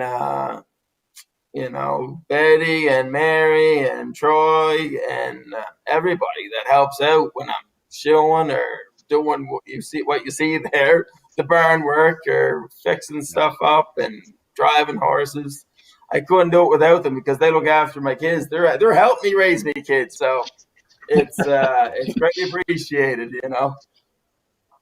Well, I want to say I was talking to Ian Moore earlier today, Ian and Nancy Moore, and they were to how impressive facility property that you have, and they can't wait to see it as well. And I'm glad we had an opportunity to show some photos there too, Ken, because like you say, you spend a lot of time on the track and off the track in many different areas of the business. You're also investing heavily in the business as well, and it certainly shows there. It's a beautiful property, and as we talked the other night, I can't wait to get out. Can't wait to get out to see it. But look, we want to thank you for taking the time tonight. I know you're a busy guy. You'll be up early in the morning. I was talking to Troy today, and he says, he never stops. He just keeps going, and that's a trademark that Ken Murphy has and continues to do great things in this business. So thanks very much, Ken, for joining us tonight on the Virtual Tack Room. Well, thanks very much, guys, for having me, and everybody. If you want to come on out and see the farm. I'm more than glad to show you around and have a coffee because I got a coffee maker and everything out there. So you bring the coffee, and I have the hot water. Thanks very much, guys. All right. Okay. Thanks, Thanks, Kenny. Kenny. Good night. Thanks, guys. Have a good night. So there we have it, guys. 10:55 here on a Saturday night in the Maritimes. Just a fantastic show tonight. And Peter, we'll do our good nights tonight. We'll go around the horn here. And we talked about the show. Three great guests tonight: Phil Pinkney and Jody Hennessey and Ken Murphy. I'm amazed every week, Lee, and I know I say it every week, but the guests that we continue to get and the stories they continue to tell are amazing. Phil Pinkney tonight, Lee, was terrific. He went down memory lane. Again, Jody Hennessey as well. He's won so many big races. And Kenny Murphy, Lee, as you mentioned, investing back in. And I don't know if there's a guy out there that has a better sense of humor than Kenny. So, again, another terrific show. Glad to be part of it. Thank you, Peter. Good night to you. Jerry, tonight was just another one of those spectacular nights where we have a chance to talk to some great people and go down memory lane. And boy, oh boy, you've seen a lot of them, but I bet you that 86 has got to stand out for you too, that 86 Gold Cup. Without a doubt, Lee, one of my favorite memories and one that I'll never forget for sure. And what a great cast we had tonight aboard, and lots of great memories. Phil Pinkney's been in this business since the early 1950s, and Kenny Murphy and the passion that he has for the business going on here today, and having Jody sharing all great memories and a lot of great comments too. People hard to believe the details that these guys can share with us about horses from 30, 40 and more years ago. Just incredible. Really nice to be part of. Thank you, Jerry. Stay safe this week. We'll talk to you soon. And Ken Oakes, this show you talked about, I think you were the first one to say during a Monday, if we could get, when we get these segments together, we could have gone on and on and on. But it was a great show tonight with the guests and the photos and the races. It certainly was. It's terrific to have people like Phil Pinkney on, who spent their whole life and it's so successful in this business. Jody Hennessey, the same. A legacy of almost a century of Hennessey's being involved in the harness racing industry and on PEI. Going back to Jody's grandfather and beyond. And and it's wonderful to see someone like Kenny Murphy at a young age make the investment they are. It's a real sign of confidence in our business, and it's a sign that people like him are going to be in this thing for the long haul. And we're so lucky to have people of all ages that have great passion and great knowledge and commitment to harness racing, and that's certainly what makes maritime harness racing so special. Thank you very much, Ken, and good night to you. Take TTK once again. Construction. We want to thank Wade McDonald and the crew there for their sponsorship tonight in the virtual Tack room. I know next week we are very excited to have Gerard Smith is going to be joining us on the show. And Gerard, of course, has a great background in horse racing, as you well know, but also a Hall of Famer with sports and hockey and baseball as well. And I can tell you this, that Gerard and the clerk of the course, Kathy Caraher, have worked together for so many years and put on so many great races that we've seen over the years. And I know they're going to be back together again soon here. So we're looking forward to talking to Gerard next week. I'm going to end off with, usually sometimes we end off with a segment, maybe a special video and stuff like that. But I'm going to tell you what happened to me today. I was on the way home from Laurel's barn. Laurel was over to the barn today with her horse and stopped over to Amanda Tweedy's place where she is there. And there's a song that hit #1 on the country music chart right now. And as you know, country music, guys, in this business and harness racing, of course, that is king as well. And for those of you who know me, I love well-written songs. And I had spent almost 20 years in the broadcast industry. And so I have a deep respect for the songwriters. I have a deep respect for songs that really have true meaning. And #1 songs in the country, wherever they may be, they usually come in at a special time. And Miranda Lambert is a co-writer on a song called Bluebird. And if you haven't had a chance to hear it, many of you probably have, it is a #1 hit out there right now. And in that line, the opening song, it says, "I'm a turner." To turn pages all the time. And I think that's what we're going to be doing. We just turn the page for today. We'll turn the page for next week, and we'll turn the page for next month. And together we'll get through this. And each week we'll get another turn And hopefully we'll be all back together again soon. But until that time, this is the type of show that will bring us together when we need to stay apart and practice the social distancing that makes Prince of Rhode Island so special. So with that, on behalf of Scott McLean and UMI Sports and the rest of the crew here tonight, I'm Lee Drake with the Virtual Tack Room. Good night.